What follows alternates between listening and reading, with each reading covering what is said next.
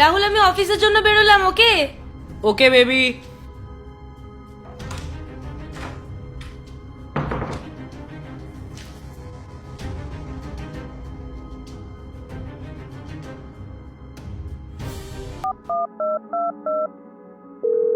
Hello Ishita. Ishita, Payel চলে গেছে, এখন শুধু তুমি আর আমি, তাও আবার একসাথে। একসাথে? চলে এসো। দেখাচ্ছি আমি তোমায় মজা।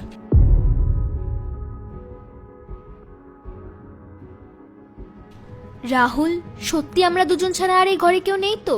পায়েল সত্যি অফিস চলে গেছে তো? আরে বাবা, এ ঘরে তুমি আর আমি ছাড়া এখন কেউ নেই। আর পায়েল তো কখন চলে গেছে অফিসে। আর এমনি তো ওর সামনে থোড়ি ওর জন্য সারপ্রাইজ প্ল্যান আমরা করতে পারবো। সারপ্রাইজ যদি ওর সামনে প্ল্যান করি তাহলে তো সারপ্রাইজ খারাপ হয়ে যাবে, তাই না? একদমই তাই। আর আমি জানি পায়েল খুব খুশি হবে যখন ও জানতে পারবে আমি ওর জন্য সারপ্রাইজ প্ল্যান করেছি। আচ্ছা, তুমি এক কাজ করো, তুমি তোমার শার্টটা খোলো। কেন? আরে খোলো না, আমিও তো দেখি। আরে না না, আমি শুধু এটা পায়েলকেই দেখাবো, প্লিজ একটু বোঝো। দেখো, আমি পায়েলের জন্য এত সুন্দর একটা ট্যাটু করেছি আমার হাতে, আমি শুধু চাই এটা পায়েলই দেখুক। আরে হ্যাঁ হ্যাঁ, আমি জানি তুমি ওর জন্যই স্পেশাল ট্যাটু বানিয়েছো। ঠিক আছে, ওকেই দেখিও। জানো ঈশিতা, আমি যে পায়েলকে চিট করছি না, এটা আমার একদমই ভালো লাগছে না। আরে চিট কোথায় করছো তুমি? একটু আধটু তো হতেই পারে।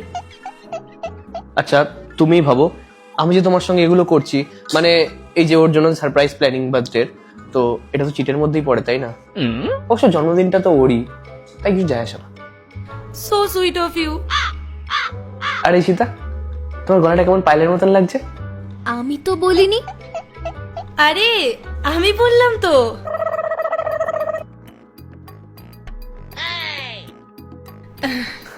আরে পায়েল, তুমি এখানে? তুমি তো অফিসে গেছিলে। আরে আমি আর কি বলবো তোমাকে, আমার না তোমার উপর একটু সন্দেহ হচ্ছিল, তাই আমি একটু যাওয়ার নাটক করেছিলাম আর ওই ঘরে লুকিয়ে পড়েছিলাম। কিন্তু না, এখন আমার রিয়েলাইজ হয়ে গেছে যে তুমি আমার উপর কোনো রকম চিট করছো না। তোমাকে সন্দেহ করার জন্য সরি গো, কিন্তু আমি এখন সত্যি বুঝতে পারছি যে তুমি আমার উপর কোনো চিট করছিলে না। এই সব কিছুর জন্য আমাকে ক্ষমা করে দিও, আই এম সরি। আমি না তোমার সারপ্রাইজের ব্যাপারে সবকিছু শুনে নিয়েছি। আরে না না না না, আমি কিছু শুনিনি, বিশেষ করে সারপ্রাইজের ব্যাপারে তো কিছুই শুনিনি। আর তুমি যে তোমার হাতে ট্যাটু করেছো, ওটা তো আমি একদমই শুনিনি। এ না, পেন ধরো। আমি তোমাকে মারবো ভেবেছিলাম, কিন্তু এখন তো তোমাকে মারার কোনো দরকার নেই, তুমি ধরি না আমাকে চিট করছো। এখন আমি সত্যিকার অফিস যাচ্ছি, একবারে সন্ধ্যাবেলা আসবো। Tata, love you so much. Finally গেছে।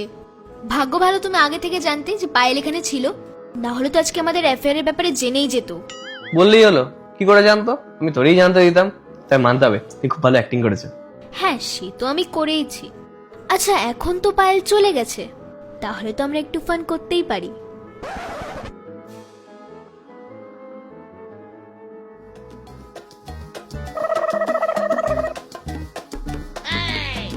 তোমাকে আমি আগেই সন্দেহ করেছিলাম, আর তার জন্য আমি এখনো কোথাও যাইনি।